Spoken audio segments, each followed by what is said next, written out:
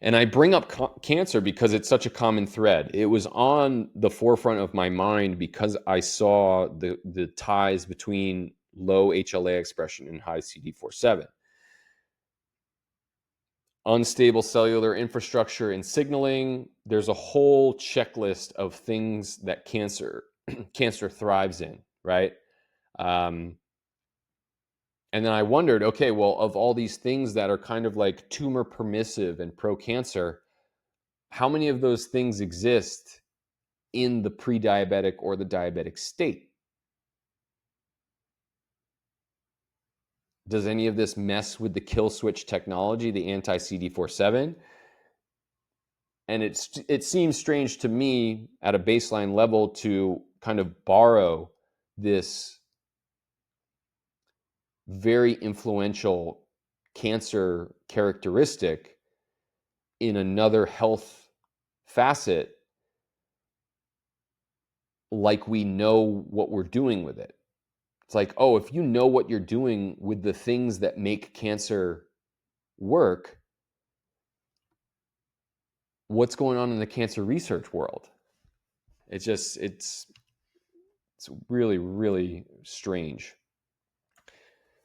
So let's think about the cellular terrain in a diabetic state, right? A diabetic body, I would argue, and again, you can look back at my portfolio of podcast episodes and research materials. We're way too much iron, way too much free iron. Enriched foods, our iron retention reflex is always engaged because we are living in this chronic state of inflammation. Nervous system hyperstimulation, we're burning through magnesium. We have trouble with fluid retention, poor digestion as a result. It's really hard for parasympathetic tone. Compensated breathing, right? This can lead to CO2 buildup. This increases our body's acidity. This acidity messes with our calcium signaling, right? Leads to bone resorption, tissue hardening.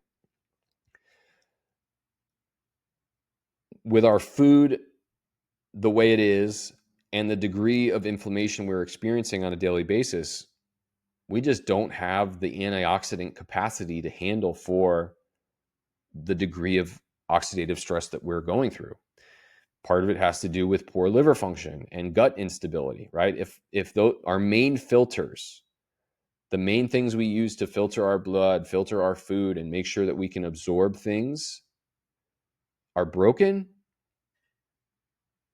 none of these other things stand a chance. And right, and I really don't think that any one takes the cake over the other. These all kind of like synergize together as a system drain, and it's really it's just a matter of tracing which one is, picking them apart piece by piece to help the system get back to where it's supposed to be. But this is kind of what we're thinking of for those with diabetes. I think if you have diabetes, type 1, type 2, anything in between, we're experiencing some degree of each of these. And so if that's the case, and we're thinking about cancer and diabetes, we gotta kind of look back at what were the things that were good for cancer before, right? This is the slide we looked at before. High oxidative stress, free iron accumulation, acidic tissue environment, calcification and redox imbalance, and an overwhelmed immune system. Is that pro-diabetes or is it pro-cancer?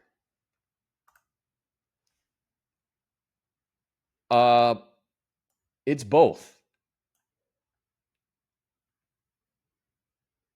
If I had told you that, if you like hold your hand over the title of this slide and you ask someone who knew about cancer and knew about diabetes and had them to choose which condition the slide was about, they couldn't tell you. It's both. It's both. And I'm not going to go through each of these slides like point for point, but this is serious because low pH, right? You've got high acidity, DKA in those with diabetes. The inflammatory state itself is acidic. And so this leads to insulin resistance. This leads to mitochondrial dysfunction and cell membrane integrity issues. These are all not good things, right? So everything here in relation to acidity is something that cancer thrives in, right? And I threw in paper titles to let you know that I'm not just making this up. I have links for all of these papers in the description, but do your own research. Look into this yourself. There is a lot of material going into what we're talking about here. So we'll talk about calcium balance, right? Calcium is a major part of how insulin is released. And when calcium gets dysregulated, insulin doesn't get released efficiently. And so you just have this huge cascade of the body's attempt to try and balance acidity, balance calcium in the body. And in the diabetic state, whether it be through insulin resistance, low magnesium, altered food, it's all putting us in a position that is very tumor permissive. Again, here's one of the quote or the resources. Low magnesium.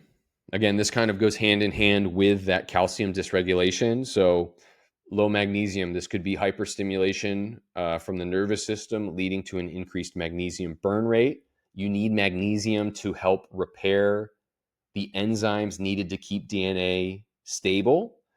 You need it for mitochondrial health.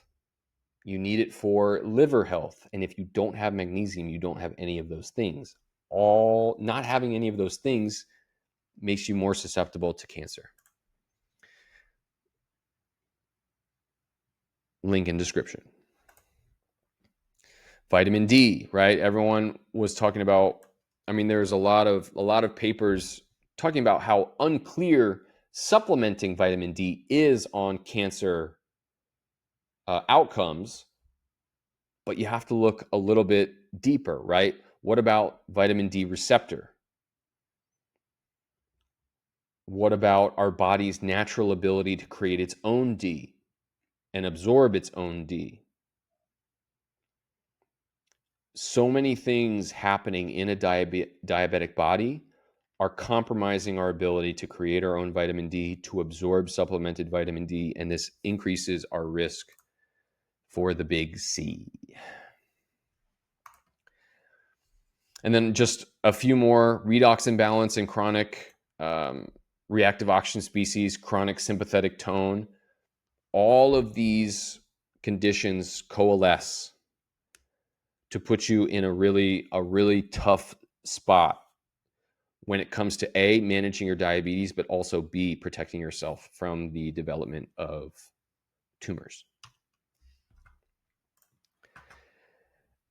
And I threw this one in here too because I just got done a few episodes ago talking about the growth hormones, IGF-1, human growth hormone, and testosterone in beta cell health and in the development of type 1 diabetes.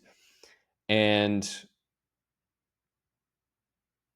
it's also got ties to uncontrolled cell growth, right? These growth hormones being applied in incorrect balance leads to improper cell proliferation, which is what tumors thrive on, right? This insulin is a growth hormone in and of itself.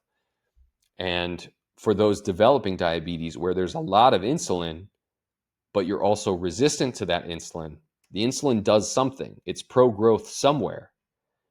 And so you're putting a lot of growth signals out into an environment where it's being directed towards growth that you don't want to grow. And here is this table. Feel free to pause the video here and kind of just take this in. This is kind of a summary of the dysfunctions that we see in those with diabetes and how they influence our risk for developing cancer. So pause just to take a deeper look. So now when you factor in that just having diabetes itself increases your risk for developing cancer, and you introduce something else that is specifically designed to create a condition where cancer can thrive, not a good spot to be, right? So you have all this new technology coming out in the name of preserving beta cells that ends up putting us in a tough spot when it comes to regulating cells with unknown growth abilities, right? These new beta cells, we don't know how they grow. We don't know how they proliferate or sustain themselves. But we do know that the immune system can't do anything to regulate it. So the tricks these cells are using don't just fuel the immune system to let these beta cells exist. They're teaching the immune system itself to ignore abnormal growth signals elsewhere. So you're suppressing senescent cells, right? These are old, aged cells. DNA mutations, damaged DNA, viruses having their way with these cell grafts. Again, the immune system has no way to intervene.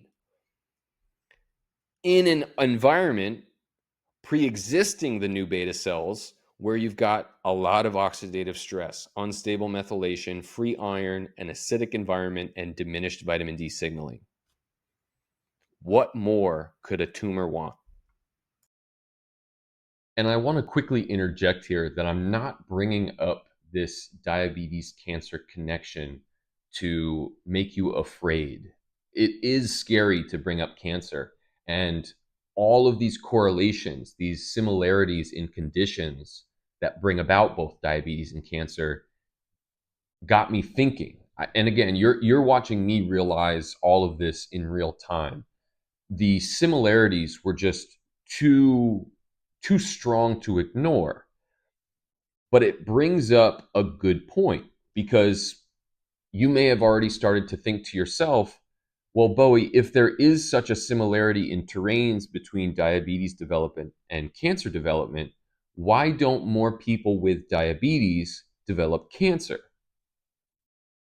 Because again, I haven't looked up the stats on it, but it's not great enough to be at the forefront of our minds. Yes, people with diabetes are always told that they're to some degree immunocompromised, but it's not noteworthy. You know what I mean? No one in their onboarding when they're diagnosed with diabetes gets a cancer talk as well. And so when I thought back on that, okay, if the conditions that brought about diabetes are so strongly tumor permissive, as we've talked about just now, why aren't more people with diabetes getting cancer? And what if it has to do with how actually functional our immune system is? What if our immune system really actually is doing a good job? Again, this flies in the face of the autoimmune theory in which the immune system just doesn't work. But what if our immune system is doing a good job? It could either be doing a good job in regard to cancer and that it's very beta cell specific. That to me seems less likely, but what if it actually is just doing a good job against dysfunctional cells? This is another point in the direction of This is diabetes being a truly cellular based disease and not something based in a dysfunctional immune system. And I touched on this here. So the fact that Sana Biotechnology and Vertex Pharmaceuticals are not talking about how these implanted beta cells are sustaining themselves. Again, they're just kind of like, hey, they're not being attacked by the immune system. Yeah, but I mean, how do they grow? Do they self-regulate? What's their source of fuel? What's the integrity of their internal mechanisms like? Right? How does this work? How